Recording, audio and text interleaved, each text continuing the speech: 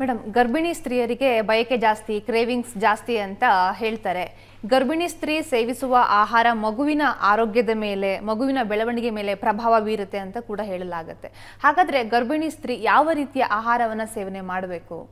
ಜೊತೆಗೆ ಮಾನಸಿಕ ಆರೋಗ್ಯ ಕೂಡ ತುಂಬಾ ಮುಖ್ಯ ಆಗುವಂಥದ್ದು. ಹೌದು, ಖಂಡಿತ. ನಾವು ಸೇವಿಸುವ ಆಹಾರ ಮತ್ತೆ ಆಕೆ ಇರುವ ಪರಿಸರ, ಅಂದರೆ ಅದು ಮಾನಸಿಕ ಆರೋಗ್ಯ. ಆಕೆ ಯಾವ ಆಹಾರವನ್ನು ಸೇವನೆ ಮಾಡ್ತಾಳೆ, ನೇರವಾಗಿ ಅದು ಮಗುವಿನ ಮೆದುಳಿನ ಬೆಳವಣಿಗೆಯ ಮೇಲೆ ಪ್ರಭಾವವನ್ನು ಬೀರುತ್ತೆ. ನಾನು ಕಳೆದ ಸಂಚಿಕೆಯಲ್ಲಿ ಹೇಳಿದ್ದೀನಿ, 1 ಸೆಕೆಂಡಿಗೆ 7,000 ನರವ್ಯೂಹಗಳು ಬೆಳೀತಾ ಇರುತ್ತೆ. ಇಮ್ಯಾಜಿನ್ ಮಾಡಿ, 1 ಸೆಕೆಂಡ್ಗೆ 7,000 ಡಿವೈಡ್ ಆಗ್ತಾ ಇರುತ್ತೆ ನರಕೋಶಗಳು. ಅಷ್ಟು ತೀವ್ರಗತಿಯಲ್ಲಿ ಮಗುವಿನ ಮೆದುಳು ಬೆಳವಣಿಗೆ ಆಗಬೇಕಾದ್ರೆ ಅದಕ್ಕೆ ಪೂರಕವಾಗಿ ಬಹಳಷ್ಟು ಆಹಾರಗಳನ್ನು ಆಕೆ ಸೇವನೆ ಮಾಡಬೇಕಾಗುತ್ತೆ.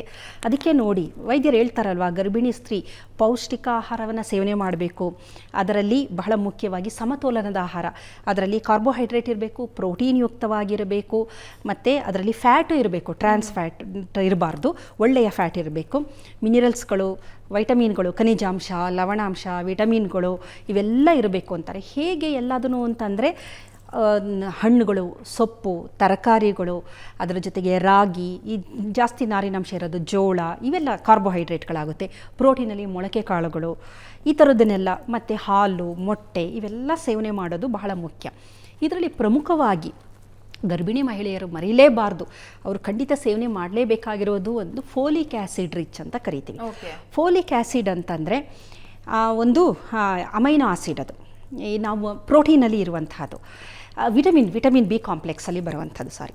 ಅದು ಏನು ಮಾಡುತ್ತೆ ಅಂತಂದರೆ, ನಮ್ಮ ಫೋಲೇಟ್ ಮೆಟಬಾಲಿಸಮ್ ಅಂತ ಇದೆ, ನಮ್ಮ ದೇಹದಲ್ಲಿ ನಡೆಯುವಂಥ ಫೋಲೇಟ್ ಮೆಟಬಾಲಿಸಮ್ ಅಂತ. ಫೋಲೇಟ್ ಮೆಟಬಾಲಿಸಮಲ್ಲಿ ನಮ್ಮ ದೇಹದಲ್ಲಿ ಪ್ಯೂರಿನ್ ಮತ್ತು ಪಿರಮಿಡಿನ್ ಅಂತೇಳಿ ನಮ್ಮ DNA ಒಳಗಡೆ ಇರುವಂಥ ನ್ಯೂಕ್ಲಿಯೋಟೈಡ್ಸ್ಗಳು ಉತ್ಪಾದನೆಯಾಗಬೇಕು. ಅದಕ್ಕೆ ಈ ಫೋಲಿಕ್ ಆ್ಯಸಿಡ್ ಬಹಳ ಮುಖ್ಯ. Vitamin B complex, vitamin B6, vitamin B12 ಎಲ್ಲ ನಾವು ಹೇಳ್ತೀವಿ. ಇದನ್ನ ಮಹಿಳೆ ಸೇವನೆ ಮಾಡಬೇಕು. ಪ್ರತಿದಿನ ಒಂದು ದಿನಕ್ಕೆ 400 mg ಅಷ್ಟು ಆಕೆ ಗರ್ಭಿಣಿ ಆಗುವುದಕ್ಕೆ ಮೊದಲಿಂದನೇ ಆರಂಭ ಮಾಡಬೇಕು ಫೋಲಿಕ್ ಆ್ಯಸಿಡ್ನ. ಮತ್ತು ಗರ್ಭಾವಸ್ಥೆಯಲ್ಲೂ ವೈದ್ಯರೇ ಹೇಳ್ತಾರೆ, ಇಲ್ಲ ಅಂತಂದ್ರೂ ತಗೋಬೋದು, ಅದೇನು ಅದರಿಂದ ತೊಂದರೆ ಏನೂ ಆಗೋದಿಲ್ಲ. ಈ ಥರ ಮಾತ್ರೆಗಳನ್ನು ಸೇವನೆ ಮಾಡ್ಬೋದು. ಇದರ ಜೊತೆಗೆ ಪಾಲಕ್ ಸೊಪ್ಪು ಗೊತ್ತಿರ್ಬೋದು ನಿಮಗೆ, ಇದು very rich in folic acid ಅಂತ ಅನ್ಬೋದು. ಈ ಫೋಲಿಕ್ ಆ್ಯಸಿಡ್ ಯಥೇಚ್ಛವಾಗಿರೋದ್ರಿಂದ ಪಾಲಕ್ ಸೊಪ್ಪಿನ ಸೇವನೆ ಮಾಡೋವಂಥದ್ದು. ಅದಕ್ಕೆ ಹೇಳಿದ್ದು, ಸೊಪ್ಪು, ಹಣ್ಣು, ತರಕಾರಿಗಳು ಇದನ್ನೆಲ್ಲ ಸೇವನೆ ಮಾಡ್ತಾ ಬಂದರೆ ಮೆದುಳಿನ ಬೆಳವಣಿಗೆಗೆ ಪೂರಕವಾಗಿದೆ. ನಂತರ ಇದರ ಹೊರತಾಗಿ ಮಗುವಿನ ಮೆದುಳಿನ ಬೆಳವಣಿಗೆ, ಮಗು ಹುಟ್ಟಿದ ನಂತರನೂ ಅದಕ್ಕೂ ಕೊಡ್ಬೋದು.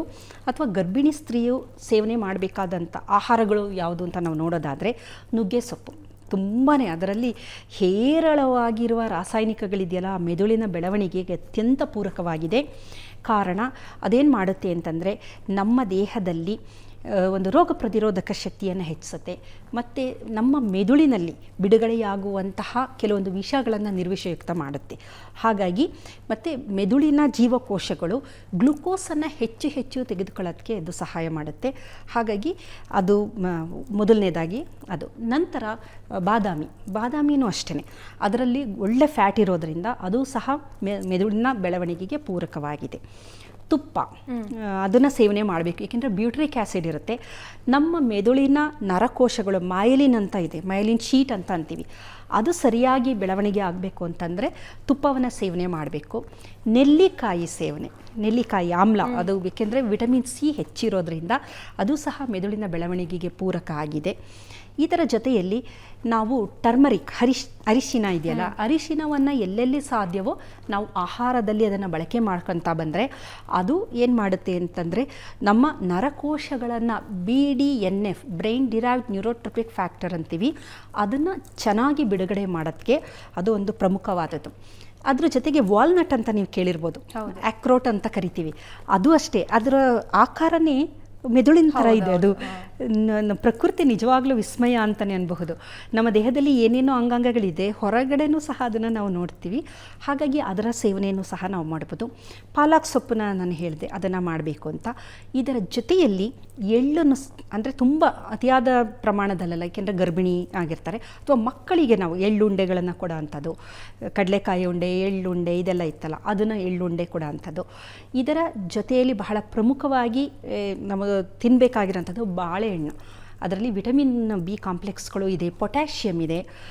ಪೊಟ್ಯಾಷಿಯಮ್ ಇದೆಯಲ್ಲ, ಅದು ನಮ್ಮ ನ್ಯೂರಾನ್ಗಳಿಗೆ ಬಹಳ ಪ್ರಮುಖವಾದದ್ದು.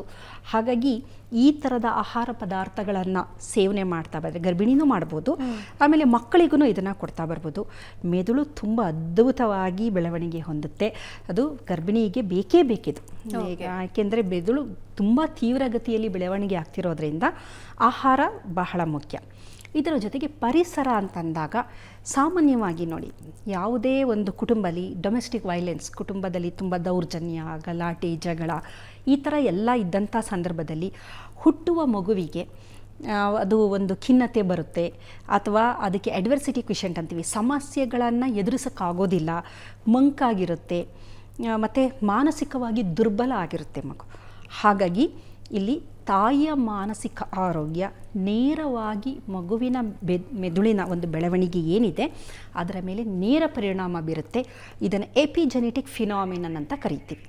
ಎಪಿಜೆನೆಟಿಕ್ ಅಂದರೆ DNA ಬದಲಾವಣೆ ಆಗ್ತಿಲ್ಲ, ಆದರೆ ಪರಿಸರದಲ್ಲಿರುವ ಅಂಶಗಳಿಂದಾಗಿ DNA ಆ ಜೀನ್ಸ್ಗಳನ್ನು, ನಾನು ತುಂಬ ಜೀನ್ಸ್ಗಳ ಬಗ್ಗೆ ಹೇಳಿದೆ, ಮೆದುಳಿನ ಬೆಳವಣಿಗೆ ಯಾವ ರೀತಿ ಆಗುತ್ತೆ ಅಂತ. ಆ ಜೀನ್ಸ್ಗಳು ಆ್ಯಕ್ಟಿವೇಟ್ ಆಗಬೇಕು ಅಂತಂದರೆ ಪರಿಸರನೂ ಪೂರಕವಾಗಿದೆ. ಒಳ್ಳೆಯ ಪರಿಸರವನ್ನು ನಾವು ಕೊಟ್ಟಾಗ ಶಾಂತಿಯಾಗಿರೋಂಥದ್ದು, ಆಕೆ ಸಂತೋಷವಾಗಿರುವಂತಹದ್ದು. ಅದಕ್ಕೋಸ್ಕರ ನೋಡಿ, ಆ ಗರ್ಭಿಣಿ ಇದ್ದಾಗ ಆಕೆ ಒಂದು ಒಳ್ಳೆಯ ಪುಸ್ತಕಗಳನ್ನು ಓದಬೇಕು. ರಾಮಾಯಣ, ಮಹಾಭಾರತ ಅಂದರೆ ಮೌಲ್ಯಾಧಾರಿತ ಪುಸ್ತಕಗಳನ್ನು ಓದೋದು. ಅಂದರೆ ಆವಾಗ ಏನಾಗುತ್ತೆ, ಮನಸ್ಸು ಶಾಂತವಾಗಿರುತ್ತೆ. ಆ ಥರದ್ದು ಓದೋದು. ಮತ್ತು ಕುಟುಂಬದಲ್ಲೂ ಆಕೆಯನ್ನು ಸ್ವಲ್ಪ ಚೆನ್ನಾಗಿ ನೋಡ್ಕೊಳ್ಳೋ ಅಂಥದ್ದು. ಗರ್ಭ ಸಂಸ್ಕಾರ ಅಂತಲೇ ಈಗ ಮಾಡ್ತಾರೆ. ಅಂದರೆ ಆ ಸಂದರ್ಭದಲ್ಲಿ ಆಕೆಯ ಮಾನಸಿಕ ಸ್ಥಿತಿನ ನಾವು ತುಂಬ ಚೆನ್ನಾಗಿ ಇಟ್ಕೊಳ್ಳೋಂಥದ್ದು. ದೇವಸ್ಥಾನಗಳಿಗೆ ಹೋಗೋ ಅಂಥದ್ದು, ಹರಿಕತೆ ಕೇಳೋ ಅಂಥದ್ದು, ಭಜನೆಗಳು, ಈ ಥರ ಒಂಥರ ಸಾತ್ವಿಕ ಇದು ಅಂತ ಅಂತೀವಲ್ಲ, ಅದು ಎಷ್ಟು ಆಕೆಯಲ್ಲಿ ಇರುತ್ತೋ ಆ ಮಗುವಿಗೆ ಆಕೆಯ ಮನಸ್ಥಿತಿ ಏನಿರುತ್ತೆ ನೇರವಾಗಿ ಕನೆಕ್ಟ್ ಆಗಿರುತ್ತದೆ. ಆಕೆ ಏನು ಆಲೋಚನೆ ಮಾಡ್ತಾಳೆ ಅದು ನೇರವಾಗಿ ಮಗುವಿನ ಮೇಲೆ ಎಫೆಕ್ಟ್ ಆಗ್ತಾ ಬರುತ್ತೆ. ಅದಕ್ಕೆ ಆ ಸಂದರ್ಭದಲ್ಲಿ ಅತಿಯಾದ ಒತ್ತಡ ಆಗಿರ್ಬೋದು, ಜಗಳಗಳಾಗಿರ್ಬೋದು, ಒಂಥರ ನಾವು ಏನು ನೆಗೆಟಿವ್ ಅಂತ ಅಂತೀವಲ್ವ, ನಕಾರಾತ್ಮಕವಾಗಿ ಥಿಂಕ್ ಮಾಡೋದು, ಇವೆಲ್ಲ ಏನಾಗುತ್ತೆ ಅಂದರೆ ಮಗುವಿನ ಮೇಲೆ ಪರಿಣಾಮ ಬೀರಿ ಮುಂದಿನ ದಿನದಲ್ಲಿ ಮಗು ಸಹ ಅದೇ ಥರದ ಒಂದು ಸ್ಥಿತಿಯನ್ನು ತಲುಪುವಂಥದ್ದು. ಸಮಸ್ಯೆ ಎದುರಿಸೋಕ್ಕಾಗೋದಿಲ್ಲ, ಸದಾಕಾಲ ಭಯ, ಹೈಪರ್ ವಿಜಿಲೆನ್ಸು, ಹೆದರಿಕೆ, ಮುನ್ನುಗ್ಗೋಕ್ಕಾಗಲ್ಲ, ಆಮೇಲೆ ಓದಿರೋದು ಮರ್ತೋಗೋ ಅಂಥದ್ದು, ಈ ಥರದ್ದೆಲ್ಲ ತೊಂದರೆಗಳನ್ನು ನಾವು ಮಕ್ಕಳಲ್ಲಿ ನೋಡಬಹುದು. ಹಾಗಾಗಿ ತಾಯಿಯ ಒಂದು ಮಾನಸಿಕ ಸ್ಥಿತಿ ಮತ್ತು ಪರಿಸರ ಅನ್ಬೋದು ಮತ್ತು ಆಹಾರ ನೇರವಾಗಿ ಮಗುವಿನ ಮೇಲೆ ಪರಿಣಾಮ ಬೀರುತ್ತೆ. ಹೆಚ್ಚಾಗಿ ಒಮೆಗಾ 3 ಫ್ಯಾಟಿ ಆ್ಯಸಿಡ್ ಇರುವಂತಹ ಹಣ್ಣು, ಸೊಪ್ಪು, ತರಕಾರಿಗಳು ಇವೆಲ್ಲ ಬ್ಯಾಲೆನ್ಸ್ ಡಯೆಟನ್ನು ಆಕೆ ಸೇವನೆ ಮಾಡ್ತಾ ಬಂದರೆ ವೈಟಮಿನ್ ರಿಚ್ ಇರಬೇಕು. ವೈಟಮಿನ್ಗಳೆಲ್ಲ vitamin E, vitamin A, vitamin ಈ ಥರದ ಸಿ ಇವೆಲ್ಲ ಹೆಚ್ಚಿನ ಪ್ರಮಾಣದಲ್ಲಿ ಇದ್ದಾಗ ಮಗುವಿನ ಮೆದುಳು ಬೆಳವಣಿಗೆ ಚೆನ್ನಾಗಾಗುತ್ತೆ. ಅದರ ಜೊತೆಯಲ್ಲಿ ಅದರ ಕೆಲವು ಜೀನ್ಗಳು, ಎಪಿಜೆನೆಟಿಕ್ ಅಂತ ಕೆಲವೊಂದು ಸ್ಟ್ರೆಸ್ ರಿಲೇಟೆಡ್ ಜೀನ್ಗಳಿದೆ, ಕೆಲವು ಆ ಜೀನ್ಗಳು ಸಪ್ರೆಸ್ ಆಗುತ್ತೆ. ಜಾನಸ್ ಕೈನೇಸ್ ಅಂತ ಇದೆ, AMPK ಪಾತ್ವೆ ಇದೆ, ಮ್ಯಾಪ್ ಕೈನೆಸ್ ಪಾತ್ವೆ ಇದೆ, P38 ಪಾತ್ವೆ, ಇವೆಲ್ಲ ಸಪ್ರೆಸ್ ಆಗುತ್ತೆ. ಆಮೇಲೆ ಇದು NR3C1 ಅಂತ ಒಂದು ಜೀನ್ ಇದೆ, ಗ್ಲೂಕೋಕಾರ್ಟಿಕಾಯ್ಡ್ ರೆಸೆಪ್ಟಾರ್ ಜೀನ್ ಅಂತ. ಇದರ ಡಿಮಿಥೈಲೇಷನ್ ಆಗುತ್ತೆ. ಡಿಮಿಥೈಲೇಷನ್ ಆದಾಗ ಆ ನಂತರ ಮಗು ಎಂಥ ಸಮಸ್ಯೆ ಬಂದರೂ ಅದನ್ನು ಎದುರಿಸುವಂಥ ಶಕ್ತಿ ಇರುತ್ತೆ. ಯಾವುದೇ ಸಮಸ್ಯೆ ಬರಲಿ ಅದ್ಭುತವಾಗಿ, ಏನೇ ಸಮಸ್ಯೆ ಫೇಲ್ ಆಗ್ತಾನೆ ತಲೆ ಕೆಡಿಸ್ಕೊಳ್ಳಲ್ಲ, ತಗಂತಾನೆ ನೆಕ್ಸ್ಟು. ಅಂದರೆ ಆ ಮಟ್ಟದ ರೆಸಿಲಿಯನ್ಸ್ ಅಂತೀವಿ, ಅಂದರೆ ಬೌನ್ಸ್ ಬ್ಯಾಕ್. ಏನೇ ಕೊಟ್ಟರು ಅಯ್ಯೋ ನಾನು ಮಾಡ್ತೀನಿ ಬಿಡು, ಇಷ್ಟೇನಾ, ಇದಕ್ಕೆ ಯಾಕೆ ಅನ್ನೋ ಥರ ಒಂದು ಆ್ಯಟಿಟ್ಯೂಡ್ ಇರುತ್ತೆ. ಆದರೆ ಅದು ಯಾವುದೂ ಇಲ್ಲದ ಮಗು ಸಣ್ಣ ಸಣ್ಣ ವಿಚಾರಕ್ಕೂ ಹೆದರ್ಕೊಳ್ಳೋಂಥದ್ದು, ಏನು ಮಾಡೋಕ್ಕಾಗದೇ ಇರೋಂಥ ಸ್ಥಿತಿಯನ್ನು ತಲುಪಿಬಿಡುತ್ತೆ. ಓಕೆ ಮೇಡಮ್, ಕೊನೆಯ ಪ್ರಶ್ನೆ.